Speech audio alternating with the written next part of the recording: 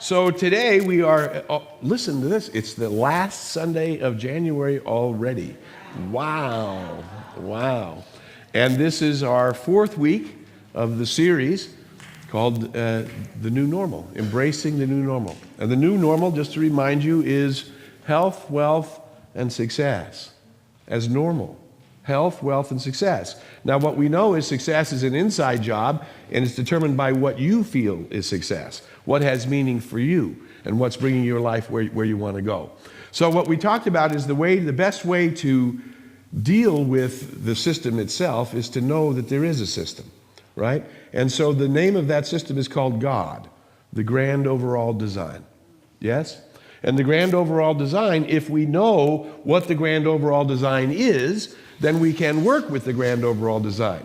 Now, what we also know is that new science has revealed to us conclusively that energy and matter are equal and interchangeable. Yes? That energy creates matter, and matter dissolves and turns back into energy, and that's what we have. We have a movement from the invisible to the visible and back to the invisible again, and the whole thing is one enclosed system. There's nothing outside it. Yes? So once we know then that there is a grand overall design and there's only one thing going on, we can also look at the life of humanity, perhaps even our own lives, and go, whoops, somewhere in our consciousness, certainly the consciousness of the race, was this idea that we should attack others to get what we want, or defend ourselves against others to get what we want. But if there's only one thing going on, and energy and matter are equal and interchangeable, whoever the other is, it's the same energy that you are. Yes? So that some attempt to diminish the other is actually diminishing yourself. Do you see that? And of course, we see why humanity is having trouble moving past the paradigm of war, right? We're having trouble moving past that paradigm because we've held on to a false belief since the beginning of time, the belief that there is somebody other, as opposed to the understanding that there's only somebody the same. Yes? Having nothing to do with race, color, religion, geography, time of birth, place of birth, none of it. Ways of being, none of it has anything to do with the everythingness of everything. Everything is the one thing. So you may not like some version of the one thing, in which case, whatever amount of dislike you're holding on is diminishing your own good. Do you see that?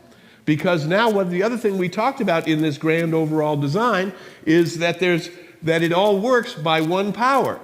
The power that we're designed to work with, since we belong to the one, is to be in tune with the one, yes? And we call to be in tune with the one to be in trope. Now, have any of my students, and by students I mean people who know enough about the teaching to know that God is really in you, if you're here for the first time and hearing those ideas, wait till you take those ideas and digest them.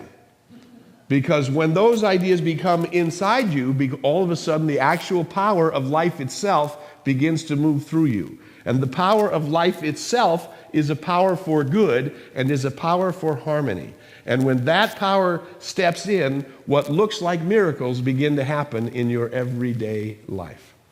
We want to congratulate Bailey, our practitioner Bailey, who has been dreaming of a new home on the other side of the country, and holding this vision and walking in this vision and teaching in this vision, she has stepped in to her new life that will unfold in June on the other side of the country. A dream actually made real life. Yes? We have to congratulate Reverend Tricia, because Reverend Tricia has had a desire since she lost her puppy dog a few years ago to, at the right and perfect time, get a perfect new puppy dog to be with her and that she could take care of, and they would take care of each other. And she just got Cinderella from Hollywood, arrived to her house just the other day. So I mention these people just because this is just what I heard this morning about these ideas that God is what I am, and God responds to me by corresponding to me, and how do I create that equivalent so that the God that I am becomes the God of my experience, yes? And so what we say is you have to operate in truth. And we say that truth is something called trope, and trope is toward your high self. The other word for your high self is your soul. The other word for it is nafsha. The other word is your Buddha self, your Christ self, your Atman consciousness. A million different, not a million, but enough words from all over the world to describe this soul that knows how to bring you what you are. Yes? And as I often say, well, here's the truth about you. You're the glory of God. Now, are you living your life? Is your daily life functioning that you feel like you're the glory of God? Right? And however much that you are in tune with that, however much you're in sync with that, you notice that something within you is crying out for more of it. I want to be more in tune, more alive, more awake, more aware. Meaning, I want to keep staying with this part of me that knows how to reveal the glory that I am to me. So let me say this in a simpler words. I am, and Michael is the glory of God, right? Mona is the glory of God. Now, did we take away the fact that Mona is the glory of God, that Michael is the glory of God, that I am the glory of God? Did I take away from anybody else's being the glory of God? Do you see how that works? It's so incredible that actually everybody is that, because we say the universe only has one child, and I am that. Which is also true for each one of us to say individually, yes? Now, so here, now I sit as Harry, small Harry, personal Harry.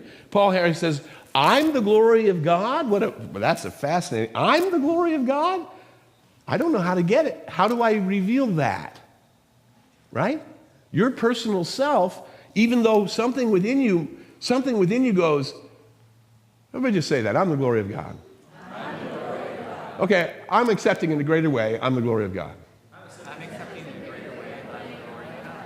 Yeah. Now, do you see that you have to accept it in a greater way because you don't know how to reveal the glory of God as you? You don't know how to do that. But this high self of you does. Yes? This I am that I am. This thing that's born in the image and likeness of God. It knows who I really am. And as Meister Eckhart said, the soul has two faces. One is staring out at the glory of God, looking up at the glory of God, going, wow, wow, wow, wow, wow, wow, right? All the time.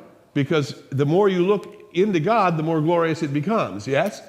This perfect life that lives for eternity as love, joy, freedom, harmony, and constant, ever-ending, infinite expression. That's a pretty big thing to look at, isn't it?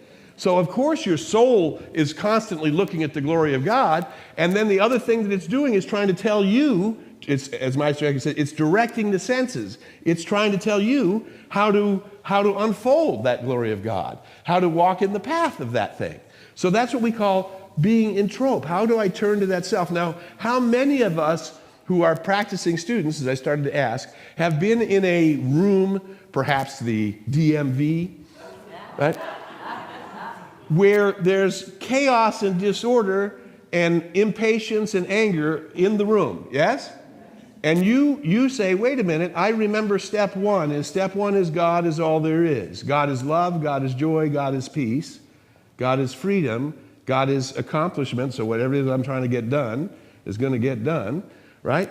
And now because I reframed my consciousness in the middle of that room, things went better for me in that experience, right? Anybody had that experience?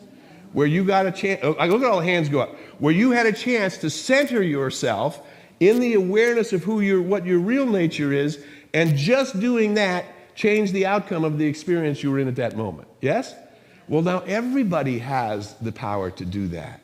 Now imagine if we all started to do that, understanding that the harmony is the first law of the universe, that your good and my good are not in competition to each other, but are rather a complement to each other. Then what happens when you get 1,000 people in the room expecting good, right? And then it's not competition, then it's synchronicity, then it's love, and this is the face of the new world that's waking up, in spite of what we're looking at on the surface, yes? So don't be fooled by the surface. You need to know you're an immortal spiritual being. And here is something that in this class, we're going to invite you to come this week. You really want to come this week to the class because otherwise you'll be too far behind. We won't be able to catch you up. So the 1 week is enough. We'll be able to catch you up there. So come to class. It's a powerful 8 weeks we're going to spend together, 7 more together. It's going to be spectacular. Everybody in the class is already having a great time, right? It's really powerful. But here's this little poem that is in the front. This book is written by Thomas Troward, and of course the class is about Thomas Troward's work. However, most spiritual beings, most enlightened souls, see that there's a oneness to it all. Whatever they came from, whether it's Thich Nhat Hanh, who's a Buddhist monk, or the Dalai Lama, who's a Buddhist monk, or Mother Teresa, who is Catholic, or Deepak Chopra, who's universal. It doesn't really matter. Who's Hindu universal. It doesn't really matter what the background is, because once you see the truth, you see that that truth belongs to everybody, yes? So one of the great souls that we know about is Walt Whitman. Walt Whitman was the American poet, and who they say about him, he's written about in a book called Cosmic Consciousness by Richard Maurice Buke, a very powerful book. But when they write about him, they say to be around him was to feel bliss. Like here he was just this poet, and if you could just hang out with him, you felt like you were in bliss, right? And so here's one of his quick little poems that came out of Blades of Grass, which is, of course, his famous book. He says this, I say no man has ever been half devout enough. Now, we remember that in the languaging of the early part of the century, we weren't very inclusive. The English language has become progressively more inclusive. We're trying to get better at that. But when we speak of mankind in things written in the early 1900s, these souls were enlightened souls. They were not sexist in any way. So that when they say mankind, they were talking about person kind, the wholeness. So no man or woman has ever been devout enough, loved enough, the giver of your whole life. Yes? This thing, anything you've experienced at all is because you have this life in you. Yes? So you didn't create this life in you. You understand that. We don't know how to do that. Even medical science says, well, they're not there anymore. Why? Because the life force left. They don't know what the life force is. We get life force. It's not hard for us. It's part of the overall design. God. Right? But if you can't have an allergic reaction to the word God and grow forward, when it's the whole thing is God. So you may as well get used to that word and now start getting meaning to what it means to you. What does that word mean? God. Right? God, because God is both the grand overall design, but also the very presence that you're personally interacting with inside your own consciousness. Who's in there with you? Right? There's only one other being in there with you. It's God. So you and God live in your house together, whether you know it or not. A lot of people think God's not living with them so that they have secrets from God. Well, that'd be really tricky. Right? So no one's ever, so do you feel that?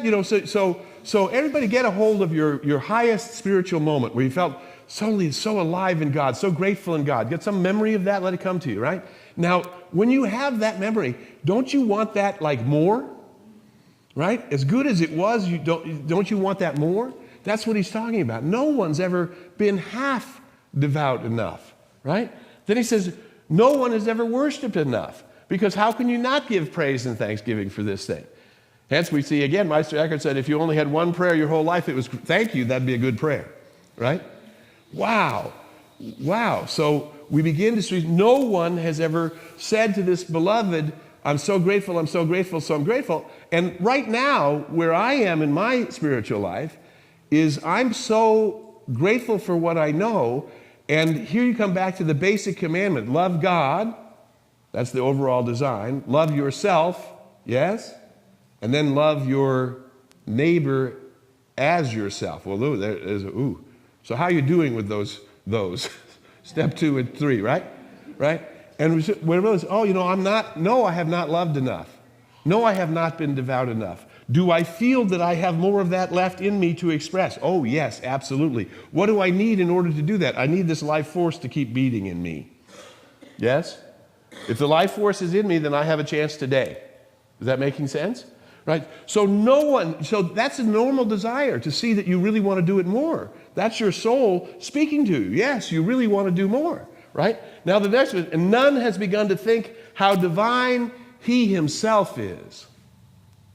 Now what if I just, in this little game that we just played, I played it with a few of you, what if you are the actual glory of God? I mean, have you loved yourself enough then? Right? Have you really accepted yourself enough? Have you blessed yourself enough? Have you loved? The answer is no. Now, he goes on to the next one, and so none has begun to think how divine he himself is and how certain his future is. That if you are the beloved of the Most High, you are safe. Yes? And if you are the beloved of the Most High and you are safe now, you are safe always. So here we get to the point of today's lesson, which is purpose. How do I live in tune with the infinite so that my life will be on purpose? Right? So that's fulfillment. Yes? Purpose is my life is fulfilled. Well, here's everybody says, I remember my mother when she was getting ready to leave this plane of existence. She turned to me, she says, I'm not sure I really got to my purpose. And I said, you're looking for something like, my purpose is I'm supposed to be a sculptor. My purpose is I'm supposed to be a writer. My purpose is I'm supposed to be a doctor. My purpose is, and we take in purpose and we put it in form, right? So I'd like you to think newly about purpose. Your purpose is to become enlightened. Wait a minute. The purpose of my existence is for me to become enlightened. Yes. The purpose of your existence is for you to become enlightened. Now, we've been given some really simple maps to that. What does enlightenment mean? It means I don't have fear. It means I know how secure my future is. It means I know how beloved I am of the Most High. It means I know I can change my mind and change my experience, not only in this lifetime, but in any lifetime. It means I know the beloved of the Most High is not going to love me less. In fact, it already loves me way more than I have room to receive. And so my work is to open to that love. And now we've been given some roadmaps how to do that. How do I open to that love? We talked about last week. Remember, the circuitry itself is powered by love. But what kind of love? Unconditional love. Love given freely, without demands, without expectations, without seeking anything in return. I love because it is my nature to love. And so we talk about that nature of that kind of love in the Aramaic language is called Rachma love, right? That universal love. And so the thing that powers the system is universal love. Now you go, you should love God with all your heart and all your mind. So this great overall design, which is revealing itself to you, through you, in you, as you should love that. Yes? This great overall design that's revealing itself in you, as you, through you, and to you, you should love that.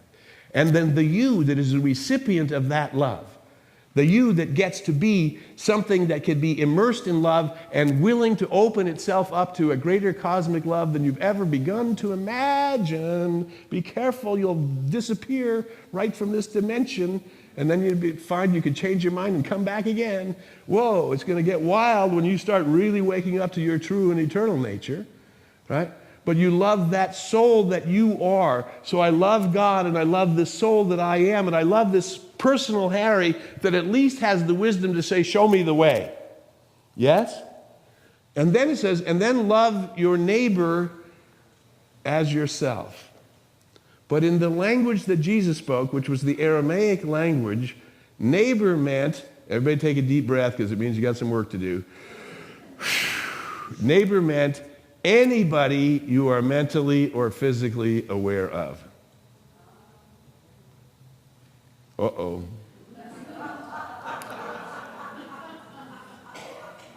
Do you see it? Right? So Reverend Trish and I concur. We have created here on Sundays at the SpiritWorks Center something called a no complaint zone. On Sundays, you're not allowed to complain here. You can complain Monday if you want, but not on Sundays. Right? 100% no complaint zone. Right?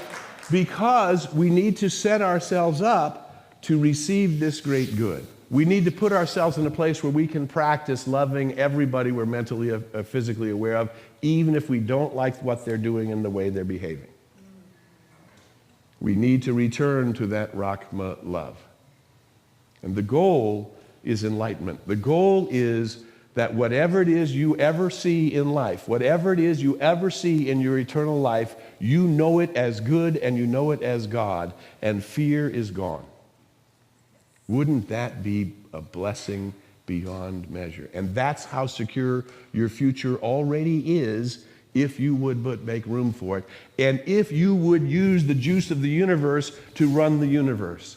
Yes? And the juice of the universe is this unconditional love, this Rahma love given freely without demands. And through this learning to love everything, purpose begins to reveal itself. And I begin to see that my purpose is to know who I am in God. And if I know who I am in God, I am enlightened. Hello? Because God and I are one, and it begins to flow through me without ever stopping. And because I'm conscious of how it is, I connect to it all the time, yes? So do you see how forgiveness has to play into your goal? Because if you're not loving, that means you're withholding energy. That means you're withholding energy from out there, and the energy out there is the same as the energy in here. So if I withhold energy from you, I'm withholding energy from me. Whoa. So I have to begin to unlock the circuits to move into this place. Now here, Dr. Ernest Holmes, now this is one book in New Thought. If you look in my library in the office, or in my library at home, or the library in my garage storage, there are thousands of books in New Thought, right? However, this one is speaking for a lot of them. Yes, it's called The Science of Mind, written by Ernest Holmes. And he says, these lessons are dedicated to that truth which frees man from himself, from those fears, from those doubts, from those limitations, from those attacks, from those separations, from those divisions, from all of the stuff in the world that looks like it's out there to get you. Yes? We have to see through the mist into this reality of God, eternal energy, forever expressing itself with perfect intelligence to a higher degree. Whoa, that's what's really happening. If I could see through the mist into the eternal and changeless reality, free myself from my own limitations by coming into trope, by letting go, knowing, acknowledging my small self, and acknowledging as that. It's my small self, and thank God my small self has a high self that I can commune with. Yes? Because my small self has once in a while been a bit of an arrogant jerk on the planet. How about yours?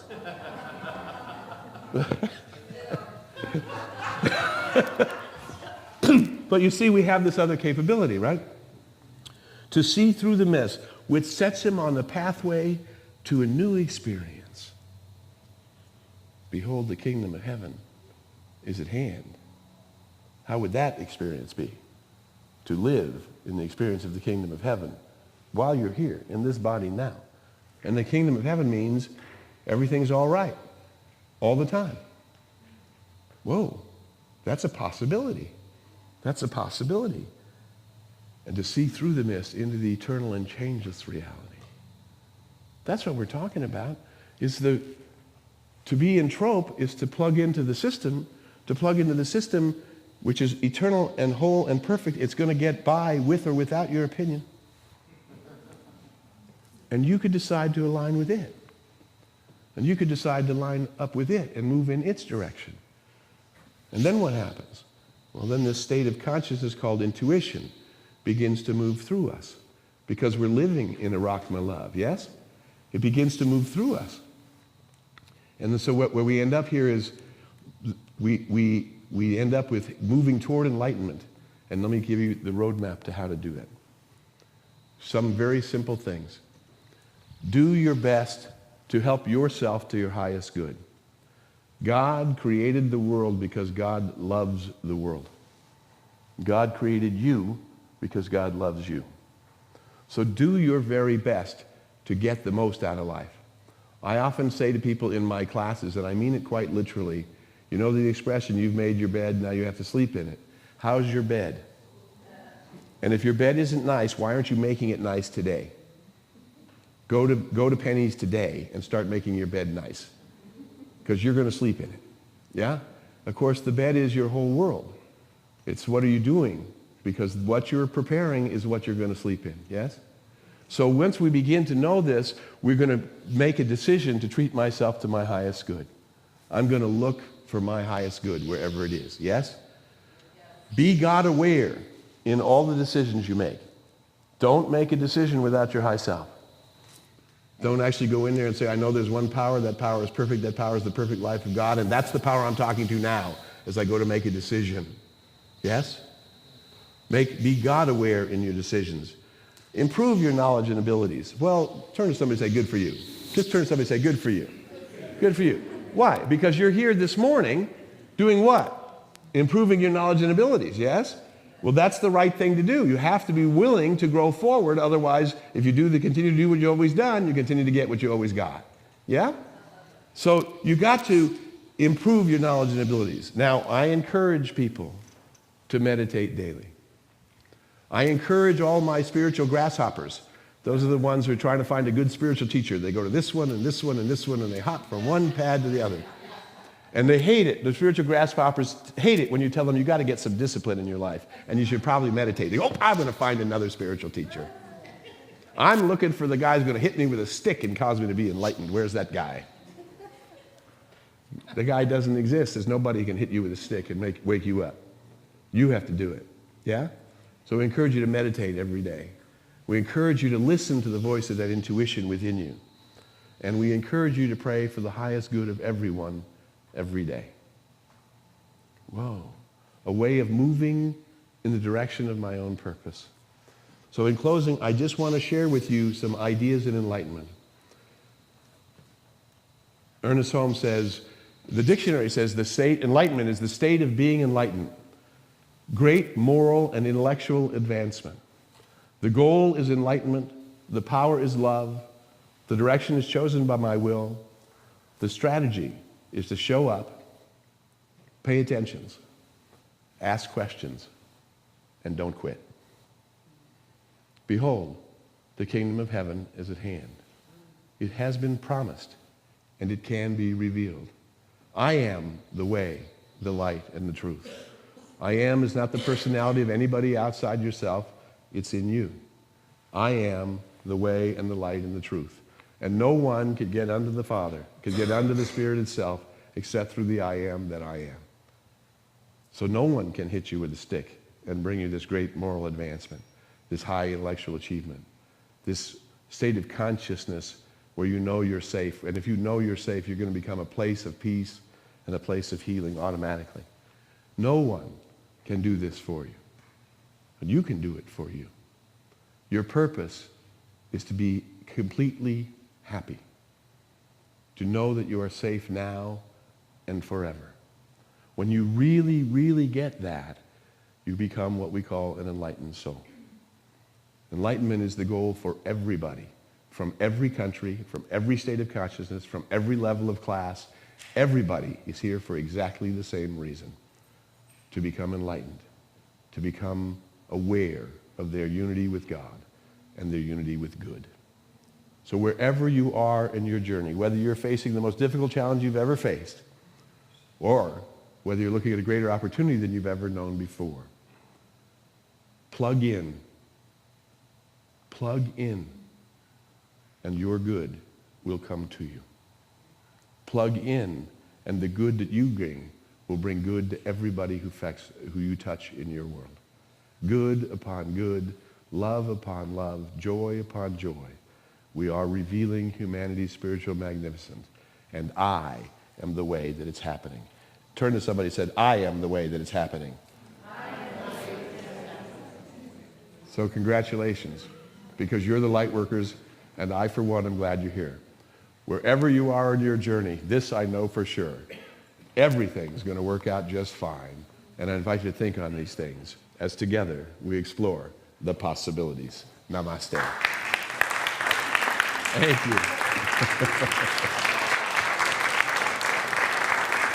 you. Thank you. Yay. All right. I'm going to do the treatment. Reverend Trish is going to take the offering, and that's how we're going to roll today. So let's turn our attention now, as we have all morning. Doesn't it feel good to be turning your attention all morning? Isn't that great? Right? Choir, you got up early this morning, got here early this morning, right?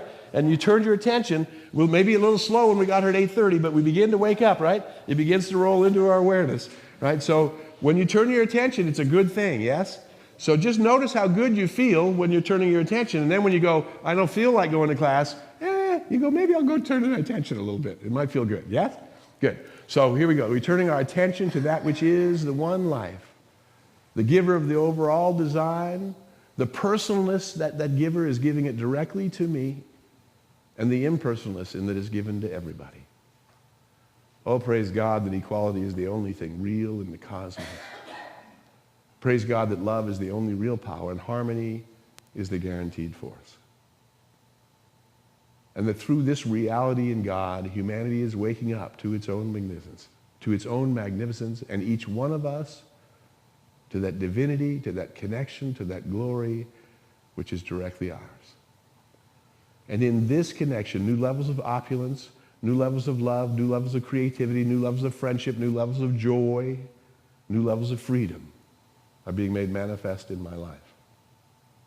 And for this new good, and the great good that it brings to me, to my friends, to my family, and all who touch my world, for this I give deep and profound thanks. And I let go, and let God, and allow it to be, as together we declare, and so it is.